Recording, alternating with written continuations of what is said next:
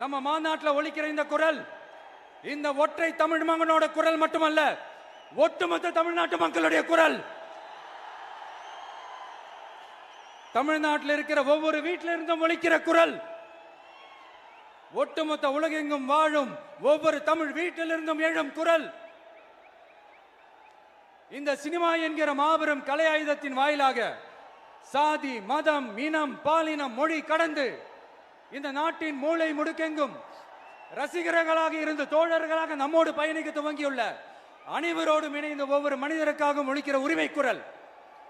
மாநில உரிமைக்காக, பெண் உரிமைக்காக, சமூக நீதிக்காக, சமநீதிக்காக, மதச்சார்பின்மைக்காக உண்மையா ஒலிக்கிற குரல். அதனால் இந்த குரலுக்கு எதிராக இன்னும் இன்னும் எத்தனை குரல்கள் வந்தாலும் ஓங்கி ஒலிக்குமே தவிர ஒரு நாளும் ஓயவே ஓயாது. Yes, it is an unstoppable voice, an unstoppable force.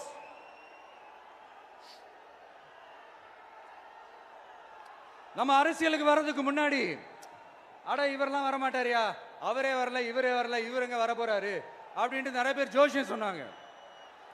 அப்புறம் நம்ம கட்சியினுடைய பேர் அறிவிச்சதுக்கு அப்புறம் பேரு தானே அறிவிச்சிருக்கிறாரு, மக்கள் கிட்ட பேர் வாங்கணும்ல, அதெல்லாம் முடியாதுன்னாங்க.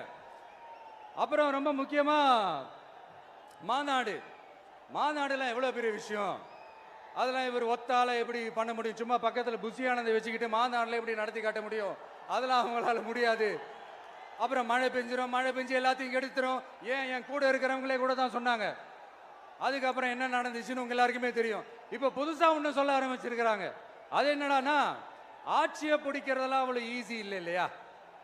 இப்ப அதெல்லாம் விட்டாங்க, இப்ப இங்க வந்துட்டாங்க. இவர் நேரா ஷூட்டிங்ல இருந்து வருவாராம், வந்து ஆட்சியை பிடிப்பாராம். அது எப்படி இவராலே முடியும், அவராலே முடியல, இவராலே முடியல, அவருக்கு அத்தனை வருஷம் ஆச்சு, இவராலே எப்படி முடியும் ஒரு பக்கம்.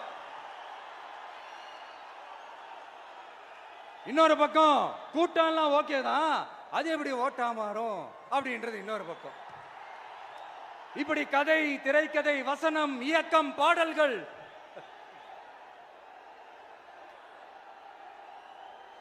அதனால இந்த அரசியல் ஆய்வாளர்களுக்கு நான் சொல்றதெல்லாம் ஒன்னேதான், நல்லா கேட்டுக்கங்க. இந்த விஜய் ஏதோ இந்த பல லட்சம் பேர் கூடுற கூட்டத்தில் மட்டுமே இருக்கிறாரு அப்படின்னு மட்டும் தப்பு கணக்கு போட்டாதீங்க. ஏன்னா நம்மளுடைய இந்த கூட்டம் வெறும் ஓட்டா மட்டும் இல்லைங்க, வரப்போற தேர்தலில் மக்கள் விரோத ஆட்சியாளர்களுக்கு நாம வைக்க போற வேட்டா, நம்மளை கோட்டைக்கு அனுப்ப போற ரூட்டா இருக்க போதுன்னு சீக்கிரமாவே தெரிஞ்சுப்பீங்க.